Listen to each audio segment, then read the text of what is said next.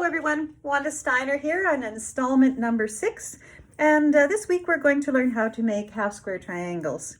So first of all, I just wanted to speak about our fabric. And remember at the beginning we were talking about the anatomy of a piece of fabric, and if you recall, along the selvage here, it was our length of fabric, which was our warp, and then from selvage to selvage, with a little bit of give, it's called the weft.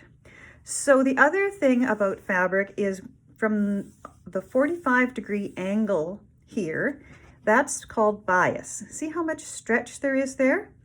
So that is something that we try to avoid when we're doing our patchwork, and I'm going to show you how to do that. All right, patterns typically will say cut a piece of fabric 4 7/8, or 3 7/8, or 2 7/8, and then cut them in half. So you'd have two different fabrics for your half square triangle, and then they want you to cut them in half. Okay, and then you take one of each, put them right sides together. Remember, we put the dark on the bottom. Right sides together, and then you sew them together. Then you get this, and then you're going to square it down. So this would be a 4.5 inch, but if you notice, there isn't very much room. When I'm looking down here, this tight corner to that tight corner, and I'm putting my ruler, my 45-degree line on my ruler, right on that seam, I don't have very much room to work with in order to have a nice 4.5 inch very accurate piece. If I am wobbling at all or making my seam allowance in any way a little bit too wide or anything like that, I just don't have any room to go. So, and oftentimes when you're feeding this into the sewing machine, this is pretty vulnerable, so that's going to get sucked down. So then this part here is going to be off. So you don't even have any place to start.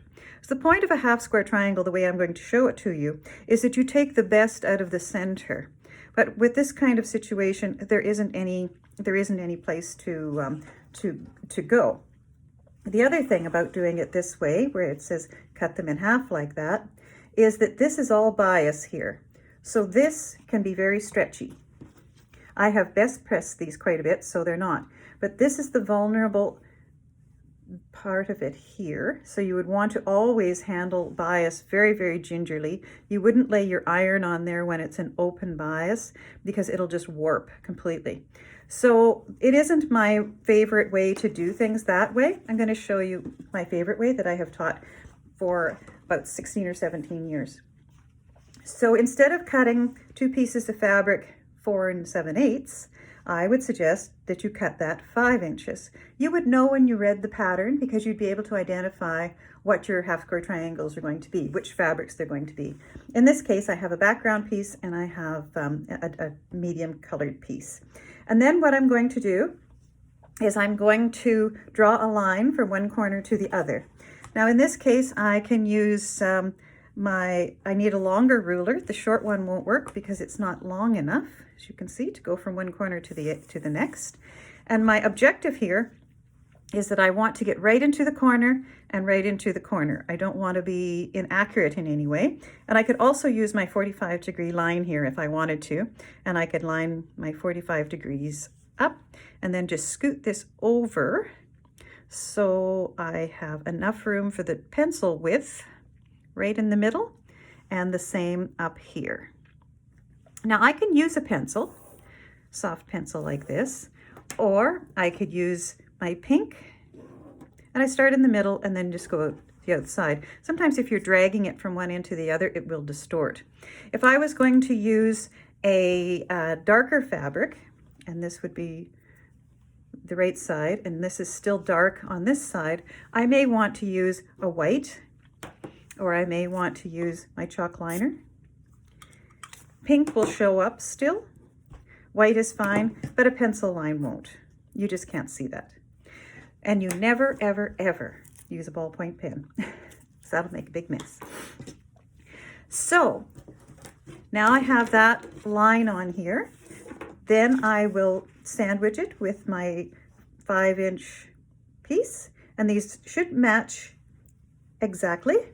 And this is a good time to check and see what your cutting is like, because if these are not matching 5 inches exactly, then maybe you need to revisit how you're cutting things. And even different times of day will make a difference. If you cut something at night and then you look at it in the morning or the afternoon where there's still lots of good daylight, you may find that you're off just a little bit. So it's a good time to check on that.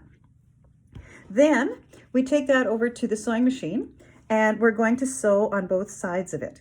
So when you're putting it into the sewing machine, you're going to go on this side. Like for me, I know that my 1/4 inch generally is right there. There's a certain spot that I will look, and then I will make a scant 1/4 inch, but not too scant. You don't want to be 1/8 of an inch on either side. You want to be like a scant 1/4 inch. So then you'll sew, and I just sort of find a certain spot, and I run my presser foot down that line all the way. And make sure that as you're going along that you are first positioning it properly, but then when you get to the end, that you're not veering off in some direction. You have to keep your hands on there and make sure that you're going the full way. Now you can chain piece these, chain piece one after the other if you want to, and then cut a few, and then put them in the opposite way, because then you'd be going down the other side. So this side will have the seam, and then you have to go down on this side. And keeping in mind that you're trying to sew as straight as you can. Some of the patterns will say that you can draw another line on either side, but you really don't need to do that. You might want, if you're a brand new beginner, you might want to do that just for the first couple, just so you get an idea. So do 1 or 2, draw the lines just to see where you need to look on your presser foot, because you're putting this in an angle, and maybe a little bit different for you.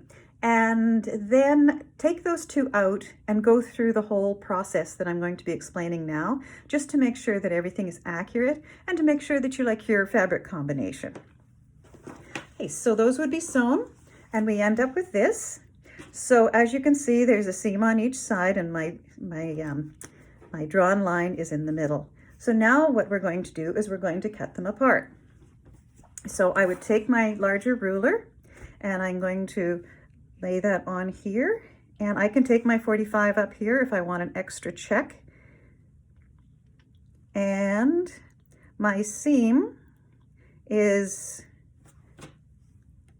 on, like sort of to the left-hand side of the stitching line. So that means that it's scant. So I'm going to cut from here to here, anchoring my hand, up I go, and now I've cut them apart. So when I take them over to the iron, I'm going to press to the dark. So I can have a whole stack of these, and I'm going to press to the dark. Keeping in mind when you're pressing that you don't want to get a pleat in here, and you don't want this to kind of be mangled in any direction. So set it down and make sure that you're going right across. What I would do before I cut them apart, that I just forgot to do, was before I cut, I would take this over to my iron and I would set the seam, and then I would bring it over here and I would cut it apart. Pardon me for missing that. Set the seam after you sew it, sew the 2 of them, and then you bring it over here, you cut them apart, and then that seam is set. Then you go back to your iron, and this is already relaxed now because you have set it, and then you will just open them up, take your iron, but none of this sawing, and don't put the tip of the iron in there and start doing things, because this is a bias sewn to a bias, and if you start putting steam or grinding or put the nose in there, it's going to distort your square and take it off square. So you would press the one, and then you can just put the other one down on top, you can press the other, and you're sort of pressing them one on top of each other. So then you end up with this,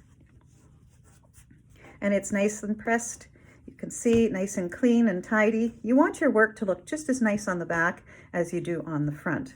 So I don't have any pleat in here. It's nice and flat, very, very flat, and it's ready to be squared down. So I won't use this ruler. Again, I'm going to get my Omnigrid my 1 and the 1, and I bring it up to here. That's about it. Kind of what I do first is I bring it right up to the top there and put the 45-degree line down on it just so I can sort of see where I am. Because now, what I had mentioned before with the other scenario was that I didn't have anything to cut off. Now, because I cut those 2 squares to begin with at 5 inches instead of 4 7/8, I have something to cut off all the way around. So I'm taking the best of what I have in the middle. It's important, as I said, that you sew straight, because otherwise you'll get little wobbles in here and it won't be along that 45-degree line as accurately as you would like. So now I'm looking for that. I'm looking to see that I have tight corners. So I want the tip of this, I want it to be right in the middle. I need an equal amount of fabric on this side as on that side when I have squared it down. And I want to see down here that my dot is on the seam, and see all the way around here I have a little bit to take off.